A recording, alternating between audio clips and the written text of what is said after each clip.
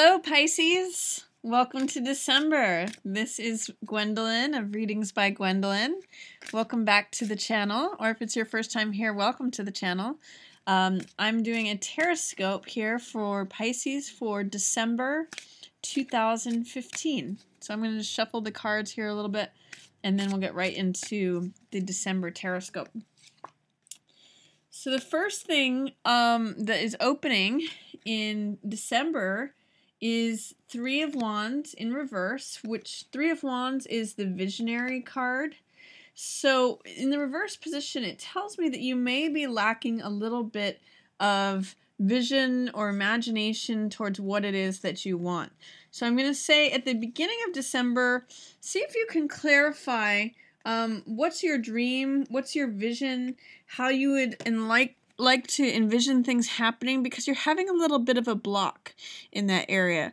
Usually when things are in reverse, it means that there's a delay or that they're in shadow or being suppressed or just not allowed. So 3 is the person who is the visionary. He looks out into the frontier and dreams about what he would like to create, what it is that he wants to build, what he wants to bring to himself. So with that in the reverse position at the beginning of the month, it tells me get clear on what it is that you want. Get clear on what it is that allow yourself to have dreams and visions about what you'd like to build, what you'd like to bring to yourself, what you'd like to envision your life being like. Because you actually do have this beautiful partnership energy coming to you. 2 of Cups is an exchange of hearts. So this is beautiful partnership energy. It's 2 people giving their heart to one another. The cups represent heart energy and emotion. So this is one of the best cards for partnership. So that's very much there for you at the beginning of December, Pisces. So see if you can allow yourself to dream and envision what it is you want. And it looks like this is showing up for you within the first part of December. Be careful not to overanalyze or overthink things or worry things to death. This is 9 of Swords, and 9 of Swords is a card of making mountains out of molehills. You can see in this card there's like 2 or 3 swords that are actually interacting with these fists and creating this tension, this binding, this worry, anxiety. But 6 of these swords are not even involved with the hands being tied. So what I like to say about this card is don't create more problems where you only have a handful. Like you may have, a handful of legitimate problems, legitimate worries on your mind. Swords represent the mental world. So you may have some things on your mind, but don't make it twice as much. Don't make it 3 times as much. Just deal with what it is that you need to deal with. Don't become overly anxious or have more anxiety, produce more anxiety for yourself than you actually have. Just deal with what it is. Don't go over and over things in your own mind. See if you can remain impartial or pretend as though you're trying to solve someone else's problems instead of your own, because then you may not go off on the deep end as far as overthinking things, or don't overanalyze things. That's what it tells me. And especially in relation to this partnership. And or there is a King of Cups here in reverse. So King of Cups is usually the ideal father, the ideal partner, the person who is compassionate, that makes decisions and choices from the heart. What it actually makes me wonder is that, are you trying with this relationship, are you overanalyzing whether they're the perfect person or not? Are you kind of like going over your head over and over again? Like, are they the perfect person? Are they going to be a good partner? Are they going to be a good father? Yada, yada, yada. In your head, thinking things over and over again. And it also, King of Cups in reverse can also mean emotional instability too, because King of Cups is someone who is in charge of his emotions. He is a master of his emotions. So when it shows up in the reverse position, it tells me that not only mentally may you be creating more anxiety for yourself, but emotionally you may be a little off balance, maybe regarding this relationship or potential relationship. So try not to overanalyze or get yourself sort of tossed out of the boat in regards to your own emotions. See if you can maintain a fairly composed, maintain your equilibrium. So that's at the opening of the month.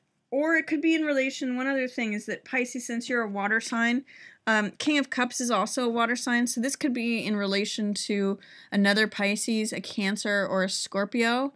So there may be someone who is a water sign who is causing you a lot of anxiety or a lot of overanalyzing or overthinking things. Hopefully, this another potential of this is that you're in a relationship and there's someone else who is kind of looking into the picture and you're wondering if maybe they're the actual correct person for you to be with. There's a lot of ways that can go, but ultimately this says don't overanalyze, don't overthink things, don't riddle yourself with all these what ifs. When in doubt, it's good to just confront things head on, is what Chariot's saying. Chariot is, again, about maintaining balance, maintaining your own equanimity, your own equilibrium. This is the passionate, dark horse that is the horse of the irrational mind, the creative mind, the passion. This horse here, the white horse, is the horse of like rationality, left brain, thinking things through, reason, intuition. So it's when you have a balance between these two things that you're actually able to direct things, when you're able to create the direction that you want to go in. That's how he directs the cart, is through having a balance between the rational mind and the irrational mind, between the logical mind and the passionate mind. So, and he also relies on his intuition. So Chariot says, make good decisions. I know which way to go because I trust my intuition, and I also take the experience that I have. I do things in a balanced way. And he has a certain force to his personality. He has a certain decision that he wants to do something. He knows his goal. He knows what he wants to achieve. He's got like the end line in sight. And therefore, he's able to direct his chariot to victory because he's kind of always got his eye on the prize. It's actually in direct opposition in some ways to this Two of Swords card. This is a card of indecision. This is a card of having two different ideas and not being able to choose between them. This person goes into stagnancy and stalemate because they're unable to make a decision. Chariot, on the other hand, is able to balance things and make a clear decision, knowing all the options that are available. It says something about December for you. These three cards in some ways have to do about making choices or seeing the possibilities. So if you're not seeing all of what's possible, you may not be able to make clear and victorious, successful decisions.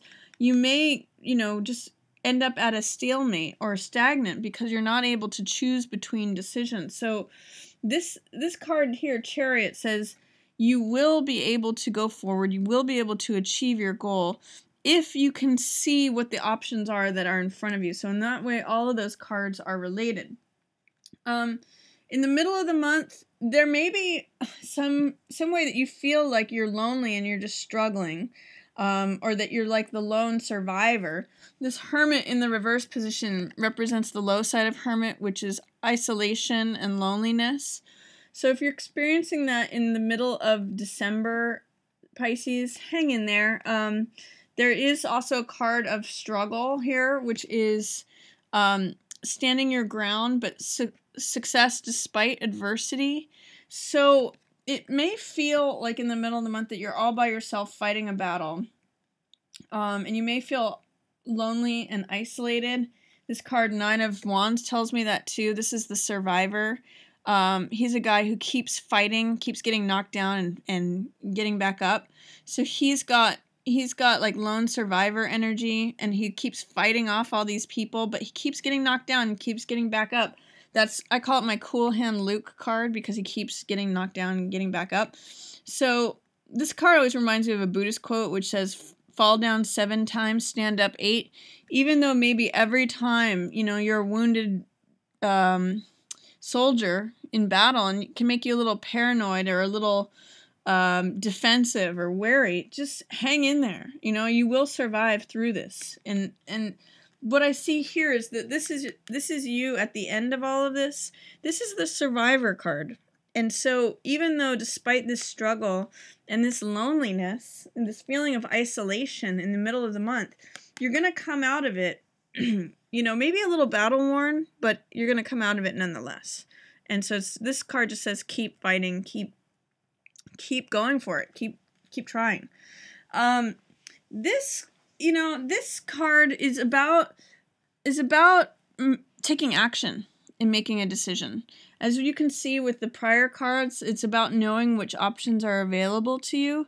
And sometimes this is being stuck, not being able to make a decision. You know, this person just checks out because I don't know whether to go left or right. I don't know whether to go up or down. So in this stagnancy, nothing happens, and she's blindfolded because of it. But if she were to pull off the blindfold, choose one sword, and walk away, she would be out of her dilemma. She just needs to make a choice. So you may need to make a choice at the end of December, and that will get you out of this feeling of stagnancy or feeling stuck or stasis. There are a couple people. Actually, it's funny because it looks like a lot of people are waiting and watching for you to make this decision, Pisces. We've got the Queen of Coins, who is an earth sign. She's also, so she could be Taurus, Virgo, or Capricorn, or she could just be like the head of the household. Usually this is a person, Queen of Coins is the person who's usually in charge of the finances, in charge of like maintaining the budget, or she's usually like cooking food for kids or travelers. I look at her as like the inn or tavern keeper, because she's in charge of the money and she's in charge of the hearth and the home, and so she's like the head of the household. She's looking and waiting to see what choice you're gonna make. There's a Page of Rods, which is enthusiasm, vitality, willingness, openness. He's looking on to see what you're gonna do. This could be your younger self, is what I'm getting off of that one. And then there's a Knight of Coins. So this card is, again, another coin card, another potentially earth sign. So this is Taurus, Capricorn, or Virgo. But the Knight of Coins is all about the bottom line. This is sometimes known as the salesman card. And he's like, what is going to be the most practical? I need to consider what the finality of this is going to be. What's going to be the outcome? What's going to be the physical ramifications? What's going to be the financial ramifications? He's usually cavalier in terms of being a knight because he's romantic, playful, and clever. But he also is the most patient of all the knights, and he's willing to really consider what the effects are of something. This is actually the same card as the United States is a Jack of Coins. So they're known as the salesman card, and they always drive a hard bargain. So it may be that you need to drive a hard bargain in terms of making this decision. You know, you might need to be a salesman for yourself. Like, don't worry about what all these other people are thinking, even though they're onlooking the situation, because it shows, you know, there's a man and a woman and a child that are all looking to you to see what decision you're going to make. Now, whether those are people at work, whether that's your family, whether these are inner parts of you where, you know, you're needing to be the salesperson, the enthusiast, and thinking about the head of the household, that's yet to be determined. You'll know who these people are, or whether it's parts of yourself. But ultimately, they're all waiting on you to make this decision. So there's something at the end of the month where you just need to take action and not be stuck in, you know, all the options you have or wondering what it is that you're going to do. You just need to make a choice and go with it, is what I'm going to give to you, Pisces, for December. I also want to let you know that we have a new moon on December 11th. That is falling in your 10th house of career or outward success.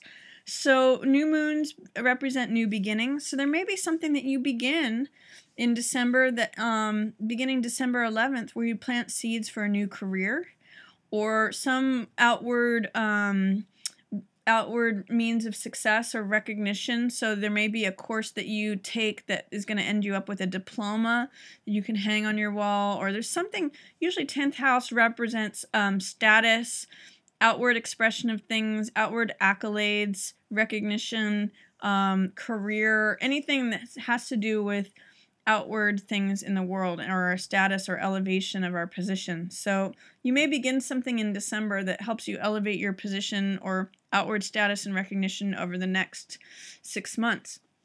And then on December 25th, we have a full moon in Cancer, which is your house of true love, of passion, of children, of creativity and projects.